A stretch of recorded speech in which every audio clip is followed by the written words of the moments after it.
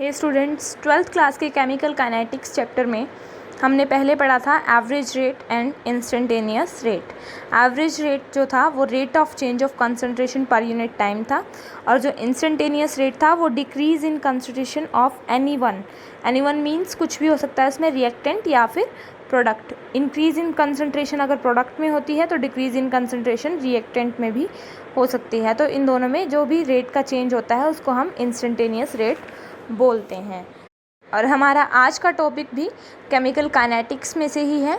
इसके बाद जो नेक्स्ट टॉपिक आता है that is factors influencing rate of a reaction. Means जो रेट ऑफ रिएक्शन को जो फैक्टर्स अफेक्ट करते हैं उनके क्या क्या नाम होते हैं। First one is concentration of the reactant. जो रिएक्टेंट की कंसंट्रेशन होती है वो कितनी है उस पर डिपेंड करता है।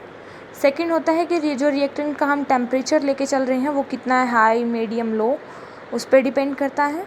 Nature of reacting substance means acidic, basic, amphoteric, कौन सा उसका नेचर है, जो सब्सटेंस रिएक्ट कर रहा है उनमें से उनका नेचर कौन सा है। फोर्थ, हम किसी कैटलिस्ट को उसमें बीच में ले रहे हैं, किसी कैटलिस्ट की प्रेजेंस में हो रही है पूरी रिएक्शन, या फिर वो reaction in the absence of catalyst हो रही है।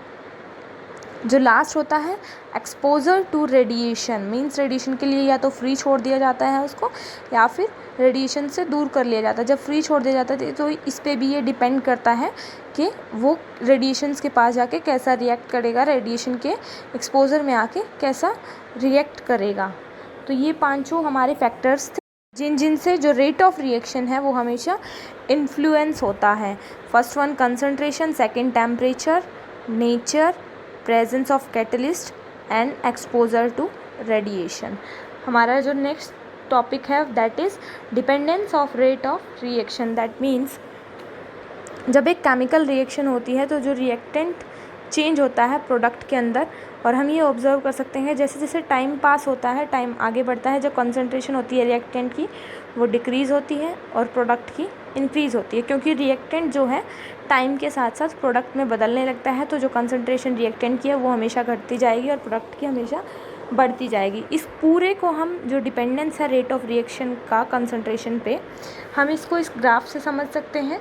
जो एक तरफ होता है रिएक्शन में और दूसरी तरफ होता है प्रोडक्ट, टाइम, रिएक्शन कैसे बढ़ रही है, प्रोडक्ट कितना बढ़ रहा है, वो हम सारा इस ग्राफ से समझ सकते हैं। अगर हम एज्यूम करें कि जो और भी फैक्टर होते हैं कांस्टेंट होते हैं, तो rate of chemical reaction decrease होता है जब कंसंट्रेशन डिक्रीज़ होती है, और ऐसे ही rate of concentration generally increase करता है जब रिएक्टेंट कंसंट्रेशन इंक्रीज़ होती है। फॉर एग्ज़ाम्पल हम कह सकते हैं जब एक पीस ऑफ वुड जो होती है हम उसको जलाते हैं वो बहुत जल्दी जलेगी जब इन ऑक्सीजन होगी देन इन एयर। जब उसके पास ऑक्सीजन ज़्यादा होगी तो वो बहुत ही जल्दी जलेगी। ये क्यों होगी? क्योंकि जो ऑक्सीजन की हायर कंसंट्रेशन होती है वो उसको जलाने के लिए और ज़्यादा मजबूर करती है। तो जो representation of rate of reaction होती है इसको हम in terms of concentration of reactant भी कह सकते हैं। इसको हम रेट लॉ भी कहते हैं। रेट लॉ की डेफिनेशन भी अभी हम पढ़ेंगे। इसका एक मैथमेटिकल एक्सप्रेशन होता है वो भी हम पढ़ेंगे। सबसे पहले हम रेट लॉ देखते हैं। रेट लॉ क्या होता है? अगर हम एक जनरल रिएक्शन लेते हैं, A + B C + D में बदल जाता है। A का कॉफिशिएंट है स्मॉल a, B का स्मॉल b, C का स्मॉल c एंड D का स्मॉल d। जो A, B, C, D small हैं ये सारे स्टोइकियोमेट्रिक कॉफिशिएंट्स हैं। तो जो रेट लॉ होता है ये एक मैथमेटिकल एक्सप्रेशन होता है जिसमें हम जो रिएक्शन है रेट का उसको किसके टर्म्स में लिख सकें? Molar concentration of reactant. कैसे? With each term raise to same power. सबको रेज करते हैं सेम पावर पे, और वो क्या है, उनका जो कॉफिशिएंट है वो सेम हो भी सकता है और नहीं भी हो सकता। ज़रूरी नहीं है कि वो सेम ही होगा, ऐसा भी ज़रूरी नहीं है। जो उनका जो कॉफिशिएंट होता है रिएक्टिंग स्पाइसेस का, वो उसको बस बैलेंस केमिकल इक्वेशन ज़रूर बनाना होता है। हम उसको बैलेंस केमिकल इक्वेशन है या नहीं है ये ज़रूर चेक करेंगे, but that is not necessary for us that the stoichiometric coefficient of the species should be same, because they can be different also.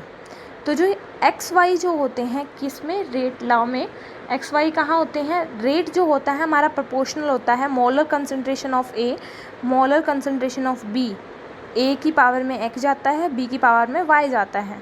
तो जो प्रोपोर्शनैलिटी कांस्टेंट होता है हम उसको हटा के वहाँ पे स्मॉल k लिख देते हैं। Rate would be equal to k small a x capital A x capital B y। तो रेट को हम लिख सकते हैं minus d r by d t के इक्वल। तो minus d r by d t किसके इक्वल होगा, के ए एक्स बी वाई।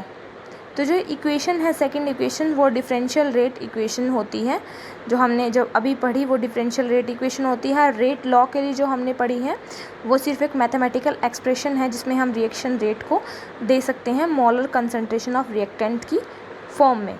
अगर हमें इसको डिराइव करना है डाटा से तो इसके लिए अलग अलग मेथड होते हैं। इसके लिए एक method of initial reaction rate होता है जो फर्स्ट एक्सपेरिमेंटल मेथड है। इसको रेट लॉ को निकालने के लिए केमिकल रिएक्शन की उसको कहते हैं method of initial reaction rate. तो इनिशियल रेट मेथड क्या होता है, जो इनिशियल रेट होता है किसी भी रिएक्शन का वो इंस्टेंटेनियस रेट होता है। और कब डिटरमाइन किया जाता है वो, just after the reaction begins, मतलब टाइम जब बिल्कुल ज़ीरो से स्टार्ट होता है तभी के तभी हम उसको प्रेडिक्ट करना स्टार्ट करते हैं कि उसका इंस्टेंटेनियस रेट क्या है, उसको डिटरमाइन करना स्टार्ट करते हैं और इसी को हम इनिशियल रेट मेथड नाम देते हैं। इस मेथड से हमें एक बेसिक आइडिया आ जाता है कि इंस्टेंटेनियस रेट क्या है, इनिशियल कंसंट्रेशन क्या है रिएक्टेंट्स की और चेंज हुआ है या नहीं हुआ है। हम अमोनिया और नाइट्रो ऑक्साइड का एग्जांपल ले सकते हैं, उससे नाइट्रोजन बनती है और वाटर बनता है। तो जो हमें रेट निकालना होता है उसमें हम क्या लेते हैं DNH4/dt और जो हमें कंसंट्रेशन मिलती है वो KNH4NO2।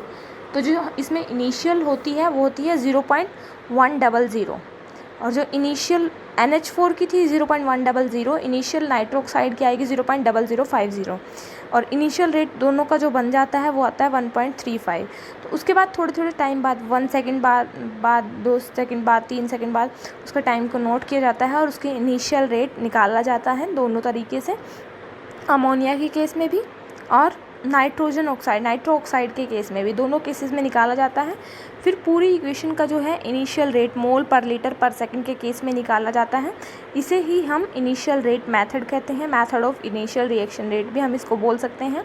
बहुत सारे मेथड्स होते हैं रेट एक्सप्रेशन को डिराइव करने के लिए, डिफाइन करने के लिए, बट जो एक्सपेरिमेंटल मेथड है वो सिर्फ यही माना गया है method of initial reaction rate. इसके ऊपर हम न्यूमेरिकल्स भी कर सकते हैं। हमें काइनेटिक डाटा दिया होगा किसी रिएक्शन का, उसे हम लिख सकते हैं और हमें पूरी टेबल दी होगी, उससे हमें रेट डिफाइन करना है कि उसका रेट किस टाइम पे कितना है, रेट लॉ एक्सप्रेशन लिखना है हमें।